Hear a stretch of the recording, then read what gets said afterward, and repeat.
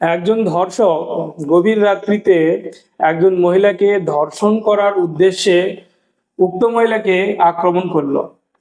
নিরুপায় মহিলা তার সম্ভ্রম রক্ষার্থে হাতের কাছে একটি লোহার শাবল দ্বারা ধর্ষককে আঘাত করে এবং ধর্ষক ঘটনাস্থলেই মারা যায়।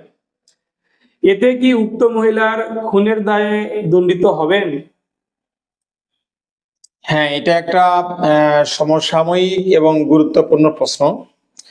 এভাবে আমার সমাজে দেখি অহরহ অনেক ঘটনা ঘটছে। তো ইতিপূর্বে আমি এই দণ্ডবিধি আইনের ৩০২ ধারায় খুন বা মার্ডার সম্পর্কে আমি অনেক কিছু বলেছি, তবে এক্ষেত্রে আমাকে সেই প্রসঙ্গ একটু টানতে হয়।